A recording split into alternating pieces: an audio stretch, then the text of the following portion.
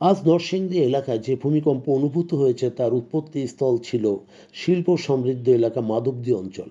সাম্প্রতিক সময়ে এই এলাকায় বারবার ভূকম্পনের কেন্দ্র হিসেবে চিহ্নিত হওয়ায় এটি এখন ভূতাত্ত্বিকভাবে গুরুত্বপূর্ণ হয়ে উঠেছে। এই কম্পনের তাত্ত্বিক ভিত্তি বোঝার জন্য আমাদের প্লেট টেকটনিক্স, ফল্ট সিস্টেম এবং ভূগর্ভস্থ প্রবাহের জিও গাইনোলজিক্স ফ্লোর দিকে নজর দিতে হবে। বাংলাদেশ ভূপৃষ্ঠের দিক থেকে অত্যন্ত সংবেদনশীল ত্রিপ্লেট সংযোগস্থলে অবস্থিত, যা ইন্ডিয়ান প্লেট, ইউরেশিয়ান প্লেট ও বার্মা মাইক্রোপ্লেট। ইন্ডিয়ান প্লেট উত্তর দিকে অগ্রসর হয়ে প্রতিনিয়ত ইউরেশিয়ান প্লেটকে ধাক্কা দিচ্ছে, যার ফলে হিমালয় ক্রমাগত উঁচু হচ্ছে। অপরদিকে ইন্ডিয়ান প্লেট আবার পূর্ব দিকে চাপ সৃষ্টি করে, যা বার্মা প্লেটকে ঠেলে দিচ্ছে।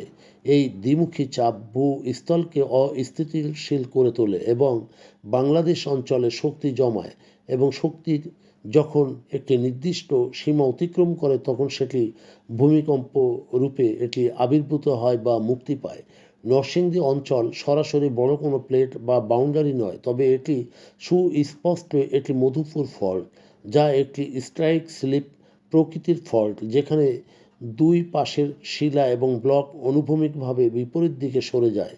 এই ধরনের ফল্টে হঠাৎ মুক্তি পেলে মাঝারি থেকে শক্তিশালী ভূমিকম্প হতে পারে, যেমনটি নরসিংদীতে দেখা গেছে।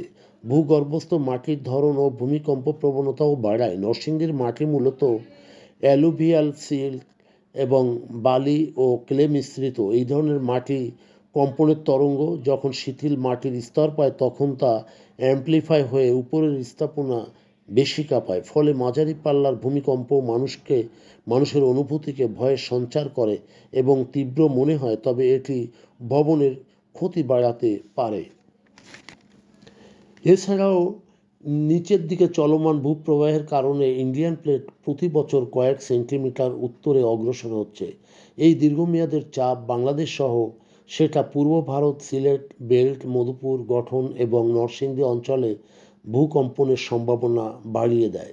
সুতরাং আজকের ভূমিকম্প কেবল ঘটনা নয়, এটি দেখায় যে নরসিংদী একটি জিও ডাইনামিক স্ট্রেস জোন, যেখানে প্লেট সংঘর্ষ, ফল্ট সিস্টেম ও শিথিল মাটির গঠন মিলিয়ে ভূমিকম্প প্রবণতা রয়েছে।